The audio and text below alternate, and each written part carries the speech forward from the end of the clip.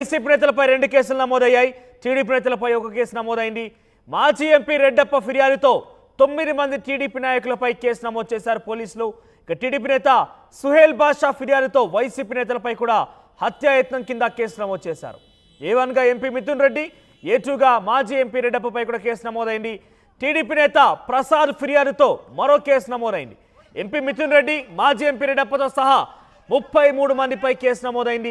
నిన్న మాజీ ఎంపీ రెడ్డప్ప కారుకు నిప్పంటించిన ఘటనపై కూడా టీడీపీ శ్రేణులు అక్కడ పాల్గొన్నట్టుగా తెలుస్తోంది. సో ఈ నేపథ్యంలోనే రెడ్డప్ప ఇంటికి వచ్చారు మాజీ ఎంపీ మిథున్ రెడ్డి. ఎంపీ మిథున్ రెడ్డి వాహనాలు ధ్వంసం చేశారు టీడీపీ శ్రేణులు. ఆత్మరక్షణలో భాగంగా గన్మెన్ కాల్పులు జరిపాడు. 3 రౌండ్లు గాల్లోకి కాల్పులు జరిపిన మిథున్ రెడ్డి గన్మెన్కి సంబంధించి మనం చూసాం. నిన్న మొత్తం మీద పుంగనూరులో హై టెన్షన్ వాతావరణం నెలకొంది. మాజీ ఎంపీ రెడ్డప్ప ఇంటికి ఎంపీ మిథున్ రెడ్డి రావడంతో అక్కడ వైసీపీ టీడీపీ శ్రేణుల మధ్య పెద్ద ఎత్తున వాగ్వాదం జరిగింది.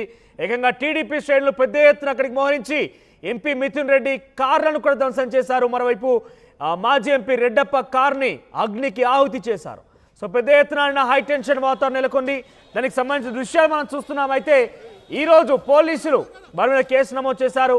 33 మందిపై కేసు నమోదు చేశారు. ఇక టీడీపీ నేత ప్రసాద్ ఇచ్చిన ఫిర్యాదు మేరకి A1 గా ఎంపీ మిథున్ రెడ్డిని చేర్చారు. A2 గా రెడ్డప్పని చేర్చడం జరిగింది. ఇక రెడ్డప్ప ఇచ్చిన ఫిర్యాదు మేరకి 3 టీడీపీ నాయకులపై కూడా కేసు నమోదైంది. ఇక టీడీపీ నాయకులు సుహేల్ బాషా ఇచ్చిన ఫిర్యాదుపై కూడా వైసీపీ నేతల మీద కేసు నమోదైంది. సో మొత్తం మీద 33 మందిని కేసు నమోదు చేస్తూ పోలీసులు కేసు నమోదు చేశారు 33 మంది పైన. ఇక మరోవైపు 3 వైసీపీకి సంబంధించిన నాయకులు, 1 టీడీపీ నాయకుడిపై కూడా కేసు నమోదైంది.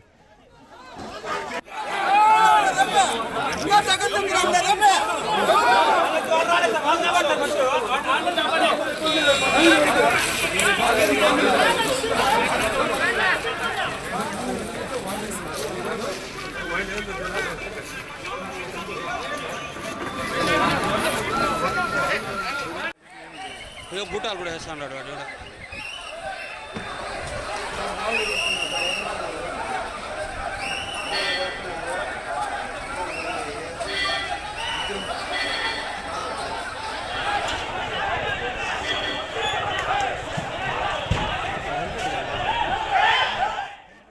ఇక పుంగనూరులో హై టెన్షన్ వాతావరణం నెలకొని ఇక్కడ ఇంకా కూడా పోలీసులు భారీ ఎత్తున మోహరించి ఉన్నారు. ఎటువంటి అవాంఛనీయ ఘటన జరగకుండా వాళ్ళు తక్షణం అక్కడ అన్ని కూడా తమ కనుసైనంలో అన్ని దృశ్యాలని అటువంటి జరుగుతున్నటువంటి విషయాలను కూడా గమనిస్తూనే ఉన్నారు.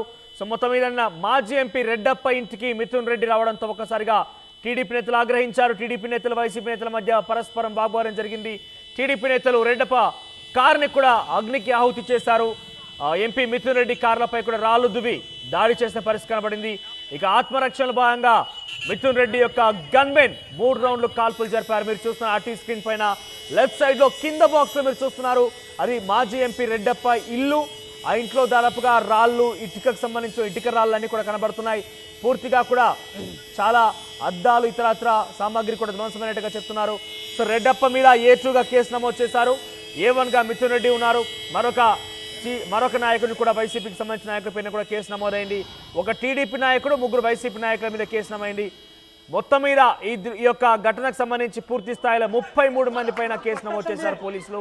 ఇంకా కూడా అక్కడ పోలీసుల కనుసైనంలోనే పుంగనూరు మొత్తం ఉన్నట్టుగా చెప్తున్న పరిస్థితి కనబడుతోంది.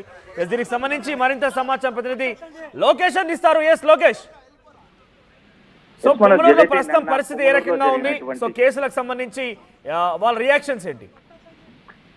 నిన్న పొంగనూరులో జరిగినటువంటి ఉద్రిక్తకర పరిస్థితుల పైన, జరిగినటువంటి దాష్టికం పైన ఇరు పార్టీలకు సంబంధించినటువంటి నేతలు కూడా పోలీసులకు ఫిర్యాదు చేయడం జరిగింది.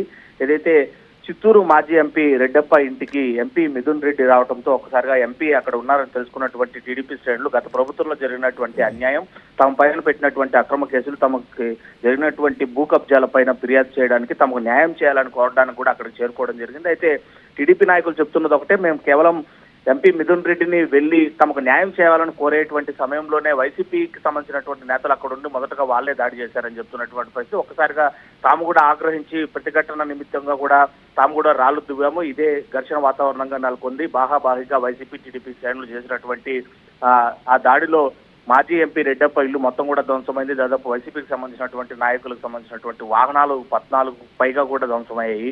అందులో ఎంపీ మిథున్ రెడ్డి వాహనంతో సహా మాజీ ఎంపీ రెడ్డప్ప వాహనం కూడా ఉంది. ఆ రెండు ఫార్చునర్లు కూడా కీలకంగా పూర్తిగా కూడా ధ్వంసమైపోవడంతో పాటు మాజీ ఎంపీ రెడ్డప్పకు సంబంధించినటువంటి మరో స్కార్పియో వాహనానికి నిప్పు పెట్టారు టీడీపీ శ్రేణులు. అయితే వీళ్ళిద్దరి మధ్య ఘర్షణ దాదాపు ఈ రెండు పార్టీల మధ్య ఘర్షణ 9 గంటల సమయం నుంచి కూడా మధ్యాహ్నం 3 గంటల వరకు కూడా కొనసాగిందని చెప్పొచ్చు. మధ్యలో పోలీసులు వాళ్ళని అడ్డుకునేటువంటి ప్రయత్నం చేసినప్పటికీ కూడా పోలీసులు ఏం చెప్తున్నా కూడా వినిపించుకోలేనటువంటి పరిస్థితితో పాటు పోలీసుల పైన కూడా రాళ్లు రువ్వేటువంటి పరిస్థితి ఏర్పడింది. ఇందులో పోలీసుల కోసం కొద్దిగా గాయపడినటువంటి పరిస్థితి. సో ఈ మొత్తం ఘటన పైన అయితే మాత్రం ఇరు పార్టీకి సంబంధించినటువంటి నేతలు మాజీ ఎంపీ రెడ్డప్ప పోలీసులకు ఫిర్యాదు చేయడం, వాళ్ళపైన యాక్షన్ తీసుకోవాలని చెప్పి కూడా కోరడం జరిగింది. దానికి అంటే మాజీ ఎంపీ రెడ్డప్ప ఇచ్చినటువంటి ఫిర్యాదు మేరకు 9 మంది టీడీపీ శ్రేణుల పైన కూడా కేసు నమోదు చేసి ఎఫ్ఐఆర్ కూడా ఫైల్ చేసినటువంటి పరిస్థితి. అదేవిధంగా టీడీపీ సంబంధించినటువంటి నేతలు ఎవరైతే ఉన్నారో వాళ్ళు కూడా ఇరువురు ప్రసాద్ అదేవిధంగా హుస్సేన్ బాషా అనేటువంటి వ్యక్తులు ఇద్దరు కూడా ఫిర్యాదు చేయడంతో హుస్సేన్ బాషా ఇచ్చినటువంటి ఫిర్యాదు మేరకు 34 మంది, అదేవిధంగా ప్రసాద్ ఇచ్చినటువంటి ఫిర్యాదు మేరకు 33 మంది పైన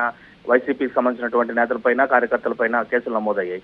ఇందులో ఈ రెండు టీడీపీ నేతలకు సంబంధించినటువంటి ఇచ్చినటువంటి ఫిర్యాదుల్లో A1 గా మిథున్ రెడ్డిని, A2 గా రెడ్డప్పని అంటే ఈ ఘర్షణ వాతావరణానికి దారి తీసింది, తలెత్తినటువంటి సంఘటనకు సంబంధించి పూర్తి బాధ్యత వ్యవహరించింది మిథున్ రెడ్డి అని పోలీసులకు సంబంధించి ఎలాంటి సమాచారం లేకుండా మాజీ ఎంపీ రెడ్డప్ప ఇంటికి వెళ్లడం, అక్కడ ఘర్షణ జరగడానికి కారకులైనటువంటి నేపథ్యమో అతనే దారి తీశారని చెప్పి టీడీపీ నాయకులు ఇచ్చినటువంటి ఫిర్యాదు మేరకే A1 గా మిథున్ రెడ్డిని ఉంచడం, A2 గా రెడ్డప్పను ఉంచడం జరిగింది. మిగిలినటువంటి కార్యకర్తలందరినీ కూడా పుంగనూరులో కంట్రోల్కి వచ్చిందా అంటే ఇటువంటి పరిస్థితి మొత్తం కూడా ఫుల్ స్టాప్ పడినట్టేనాయిక? ఇప్పటికీ కూడా మాజీ ఎంపీ రెడ్డప్ప ఇంటి వద్ద కావచ్చు, పుంగనూరులో కావచ్చు అదే వాతావరణమే కనిపిస్తుంది. ఇంకొక అంటే నిన్న ఘటన జరిగిన అనంతరం కూడా 2 గంటల ప్రాంతంలో మధ్యాహ్నము మిథున్ రెడ్డిని హై సెక్యూరిటీ మధ్య వాహనాల ద్వారా పోలీసుల బందోబస్తుతో మిథున్ రెడ్డిని పొంగనూరు నుంచి కూడా పంపించేయడం జరిగింది. సో అక్కడితో ఆగ్రహ జ్వాలలు చల్లారన్నప్పటికీ కూడా తిరిగి మరేదన్నా చిచ్చు రాజుకునేటువంటి అవకాశం ఉంటుందా, తిరిగి వైసీపీ అదేవిధంగా టీడీపీ సంబంధించినటువంటి నేతల మధ్య ఘర్షణ వాతావరణం తలెత్తుతుందా అనేటువంటి ఒక ఊహాగానంలోనే పోలీసులు అయితే మాత్రం ఇంకా పటిష్టమైనటువంటి భద్రతను ఈ కేసులపై రెడ్డప్ప కానీ మిథున్ రెడ్డి రియాక్షన్స్ ఎలా ఉన్నాయి? ఎందుకంటే వారిని ఇక్కడ పొంగనూరు రావడంతో మిథున్ రెడ్డిపై A1 గా కేసు నమోదైంది, A2 గా రెడ్డప్పని చేర్చడంతో వాళ్ళ రియాక్షన్స్ ఎట్లా ఉన్నాయి? మనం చూసాం నిన్న మీడియాతో మాట్లాడినటువంటి పరిస్థితులను కూడా ఎంపీ మిథున్ రెడ్డి మాట్లాడడం జరిగింది. అదేవిధంగా ఆర్టీవీతో మాజీ ఎంపీ రెడ్డప్ప కూడా మాట్లాడడం జరిగింది. అయితే ఈ దాడికి అంటే మాజీ ఎంపీ ఇంటికి ఎంపీ రావడం కూడా నేరమా అనేటువంటి చర్యగా ఆయన మాట్లాడాడు రెడ్డప్ప. అదేవిధంగా టీడీపీ శ్రేణులు ఏదైతే తన ఇంటి వద్దకు వచ్చేటువంటి శ్రేణులపైన తాను మొదటగా మాట్లాడటం జరిగింది, ఏం కావాలి, ఎందుకు ఇలా చొచ్చుకొని వస్తున్నారని చెప్పి కూడా అడిగేటువంటి ప్రయత్నం చేశాను. అయినప్పటికీ కూడా తన మాట వినేటువంటి పరిస్థితుల్లో టీడీపీ శ్రేణులు లేరని మాజీ ఎంపీ మీద రెడ్డప్ప చెప్తున్నటువంటి పరిస్థితి. అదే మిథున్ రెడ్డి మాట్లాడుతూ కూడా ఇది హేయమైనటువంటి చర్య, రానున్నటువంటి 5 ఏళ్లలో ప్రజలే బుద్ధి చెప్తారు, ఇలాంటి అసాంఘికమైనటువంటి కార్యక్రమాలు కావచ్చు శాంతి భద్రతలకు విఘాతం గురించే విధంగా ఇట్లా కార్యకర్తలపైన ప్రత్యక్ష దాడులకు ప్రోత్సహిస్తున్నటువంటి చంద్రబాబు లోకేష్ యొక్క దాష్టికాలను ప్రజలు గమనిస్తున్నారు అనేటువంటి ఒక రీతి. మరోవైపు టీడీపీకి సంబంధించినటువంటి అధ్యక్షులు కావచ్చు, అదేవిధంగా మంత్రి ఏదైతే రామ్ ప్రసాద్ రెడ్డి కూడా మాట్లాడినటువంటి పరిస్థితి ఉంది. అదేవిధంగా పొంగనూరు ఇన్ఛార్జ్ టీడీపీ చల్లాబాబు కూడా మీడియాతో మాట్లాడారు. ఇది కేవలం ప్రేరేపితమైనటువంటి దాడిగానే చూడాలి, ఖచ్చితంగా ఎంపీ మిథున్ రెడ్డి ఎలాంటి అనుమతులు లేకుండా పోలీసులకి సమాచారం ఇవ్వకుండా మాజీ ఎంపీ రెడ్డప్ప ఇంటి దగ్గరికి వచ్చి తాను ఇక్కడ ఉన్నానని చెప్పి టీడీపీ శ్రేణులకి ఒక సమాచారం ఇచ్చి కావాలని ఈ ఉద్రిక్త వాతావరణానికి ప్రేరేపించినటువంటి వ్యక్తిగా కూడా వాళ్ళు అభివర్ణించడం జరిగింది. సో ఇలాంటి ప్రేరేపితమైనటువంటి దాడులను ఉత్సాహం పరిస్తే మాత్రం ఖచ్చితంగా టీడీపీ శ్రేణులు అయితే మాత్రం చేతులు కట్టుకొని ఉండే రకాలు కావు. అయితే జరిగినటువంటి ఘటనపైన ఇరు పార్టీలకు సంబంధించినటువంటి నేతల యొక్క ఫిర్యాదులను పోలీసులు స్వీకరించారని చెప్పొచ్చు. 2 వైపుల కూడా కేసులు నమోదు చేసి ఆ విధంగా ఎఫ్ఐఆర్ ను కూడా నమోదు చేసి వాటిపైన చర్యలు తీసుకునేటువంటి పరిస్థితులు చాలా స్పష్టంగా. లోకేష్, ఓవరాల్ గా టీడీపీ నేత సుహేల్ బాషా ఇచ్చిన ఫిర్యాదు మేరకు వైసీపీ నేతలపై హత్యాయత్నం కింద కేసు నమోదైంది. A1 గా మిథున్ రెడ్డిని ఇందులో చేర్చడం జరిగింది, ఇక A2 గా మాజీ ఎంపీ రెడ్డప్పని చేర్చడం జరిగింది. మొత్తం మీద టీడీపీ వైసీపీ నేతల మధ్య పరస్పరం దాడులు జరగడం జరిగింది. మాజీ ఎంపీ పుంగనూరులో ఉన్నటువంటి మాజీ ఎంపీ రెడ్డప్ప ఇంటికి మిథున్ రెడ్డి చేరడం జరిగింది. ఈ నేపథ్యంలోనే చాలా భారీ మొత్తంలో టీడీపీ నేతలు అక్కడికి చేరుకున్నారు. అయితే వైసీపీ నేతలు వాళ్ళని అడ్డుకునేందుకు ప్రయత్నం చేయగా ఒక్కసారిగా ఆగ్రహంతో ఉన్నటువంటి టీడీపీ శ్రేణులు మొత్తం మీద పరస్పరంగా దాడి దిగారు. ఒకవైపు వైసీపీ, మరోవైపు టీడీపీ శ్రేణులు ఒకరిపై ఒకరు పరస్పరం రాళ్లు రుబ్బుకున్నారు. ఈ నేపథ్యంలో మిథున్ రెడ్డికి సంబంధించినటువంటి వాహనాలు చాలా భారీ మొత్తంలో ధ్వంసమయ్యాయి.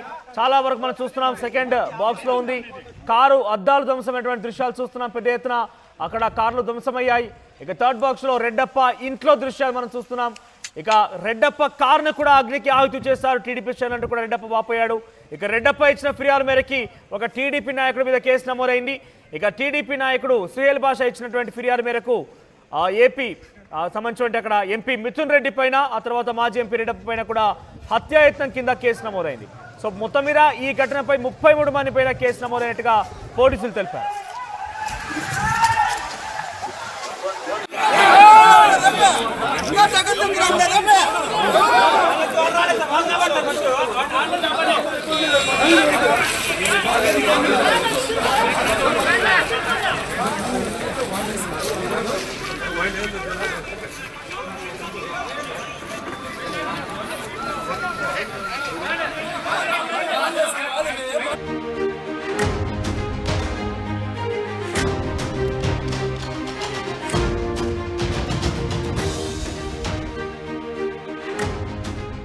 నిన్న జరిగిన పుంగనూరు ఘటనపై పోలీసులు కేసు నమోదు చేశారు.